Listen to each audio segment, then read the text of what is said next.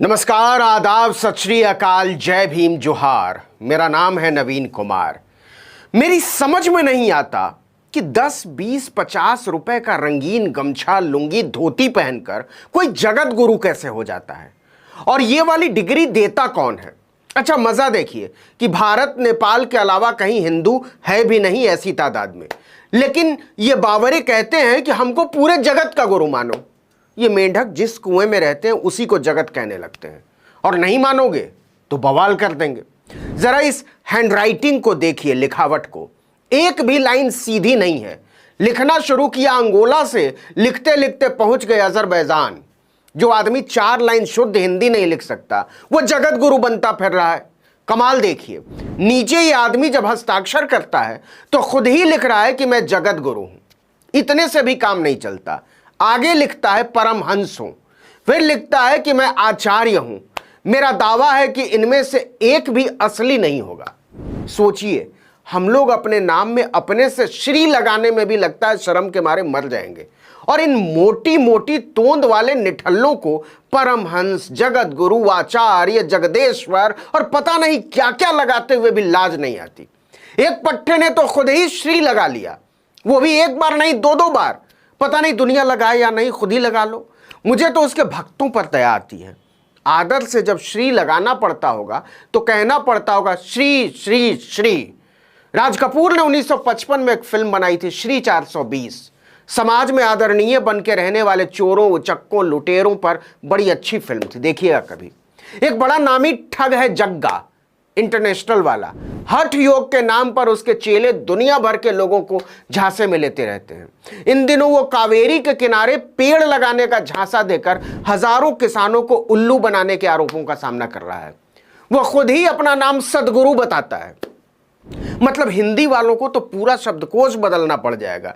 इतने बदनाम आदमी का नाम है सदगुरु, उसको बदगुरु बोलोगे कैसे? खैर, विषयांतर हो गया। मैं बात कुछ और करना चाहता था। दरअसल आगरे का एक ऐसा ही स्वयंभू जगत गुरु है, परमहंसाचार्य। अच्छा, ये लोग साधारण नहीं होते, इंसान नहीं होते, रंगीन लंगोट पहनते ही परम हो जाते हैं।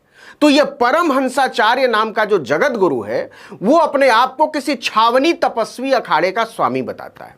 आप सोच रहे होंगे, मैं इतने बड़े जगत गुरु का नाम आदर से क्यों नहीं ले रहा? बताता है, लपेटता है, करता है, क्यों बोल रहा हूं? तो सुनिए, जिस आदमी का भारत के संविधान में विश्वास नहीं है, भारत के लोकतंत्र में विश्वास नहीं है, भारत की संवैधानिक व्यवस्था में विश्वास नहीं है, वो मेरे लिए गली के छिछोरे से ज्यादा कुछ नहीं है। और लंपटों छिछोरों को नाम में जगत गुरु लपेट लेने से और माथे पर भभूत लपेट लेने से वो आदर का पात्र नहीं बन जाता। ये बात कोई अकेले मेरी नहीं है। उत्तर प्रदेश की पुलिस भी परम लंपटाचार्य, माफ कीजिएगा, हंसाचार्य को कई दिनों से यही समझा रही थी कि बाबा ठंड रखो, लेकिन नहीं समझे तो खींच के गाड़ी में लाद लिया। अब चलो मोक्ष का मंडप दिखाते हैं। आपको बता दें कि ये परम हंसाचार्य भारत को हिंदू राष्ट्र बनाने की बात करता है और कहता है कि हम अक्षय तृतीया के दिन इसकी शुरुआत कर देंगे, इससे अच्छा दिन और मुहूर्त कोई हो नहीं सकता। तो शुरुआत कहां से करोगे परम लंपटाचार्य, मतलब परम हंसाचार्य? बोले तेजो महालय से। ये कहां है? तो कहता है जो ताजमहल है वही तो तेजो महालय है। तेजो महालय तो ऐसे बताता है जैसे कि इनके अब्बा हुजूर ने बनवाया हो।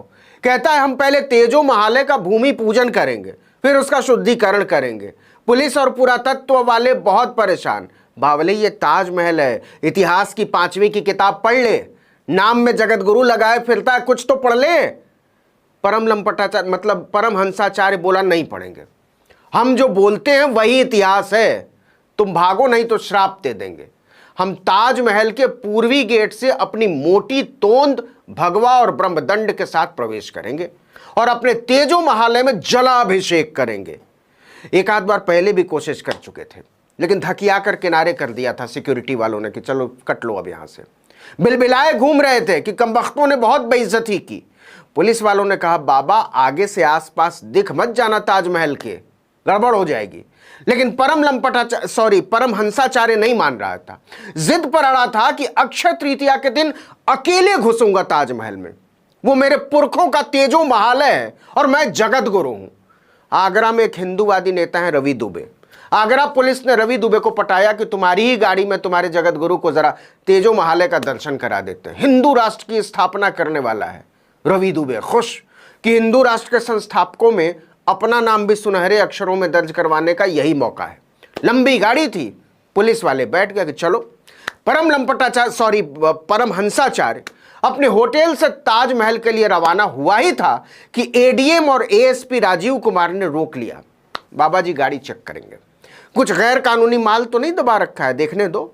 सोचिए, हिंदू धर्म के जगत गुरु जो हिंदू राष्ट्र की स्थापना करने के लिए निकला ही था, उसको गाड़ी से उतार दिया कि तेरी गाड़ी चेक करेंगे। हंसाचार्य कहने लगा, यह भगवा का अपमान है। पुलिस वालों ने बहुत हाथ पैर जोड़े कि बाबा लौट जाओ, भारत में संविधान का राज है, उसमें लिखा है कि हिंदू राष्ट्र नहीं बन सकता है, सर्वधर्म संभाव रखो। तो अच्छा होगा यहीं से लौट जाओ, हम संविधान के राज को तहस नहस तो नहीं करने देंगे। और घूमने का बहुत मन ही है तो चलो हम ताजमहल घुमा लाते हैं। लेकिन हंसा किसी भी कीमत पर पुलिस के साथ ताजमहल के अंदर जाने को तैयार नहीं हुआ। पुलिस ने हंसा को रवि दुबे की गाड़ी में बैठा लिया। कुछ ही देर में दोनों की समझ में आ गया कि खेला हो गया है। कुछ जगहों पर फोन घुमाने लगे। रास्ते में कैलाश महादेव मंदिर के महंत निर्मल गिरी ने अपने चेलो चपाटों के साथ काफिले को रोक लिया। पुलिस इसके लिए तैयार बैठी हुई थी, पता था कुछ करेगा ये। उसने सबको बैठा लिया कि बाबा जी हिंदू राष्ट्र की स्थापना में कहीं आपका नाम छूट न जाए, आप भी चलो। सब खुश। ताजमहल को अब तेजो महालय बनाने से कोई नहीं रोक सकता। लेकिन प्रतापपुरा के पास पुलिस ने अचानक गाड़ी रोकती रवि दुबे को कहा, चलो अब नीचे उतर जाओ, तुम्हारा काम खत्म, फटाफट। पुलिस हंसा को लेकर निकल गई। जो हंसा कह रहा था कि वो भारत को हिंदू राष्ट्र बनाने के लिए सहर्ष तैयार है, अपनी कुर्बानी दे देगा, वो डर के मारे थर थर कांप रहा था, डरपोक कहीं का। ऐसे कायरों की हिंदू राष्ट्र में क्या जगह होगी। वो गिड़गिड़ा रहा था कि बता तो दो कहां ले जा रहे हो। पुलिस ने कहा, बाबा बैठे रहो, जहां भी ले जा रहे हैं अच्छी खातिर करेंगे तुम्हारी। घंटों घंटों किसी को पता नहीं चला कि हंसा को पुलिस ले कहां गई है। देखिए कि हंसा ने 5 मई को ताजमहल पर धर्म संसद बुलाने का आह्वान किया था। इसके चलते प्रशासन अलर्ट पर था। ईद का त्योहार होने की वजह से भी पुलिस खास सतर्कता बरत रही थी। सीआईएसएफ को भी तैनात कर दिया गया था।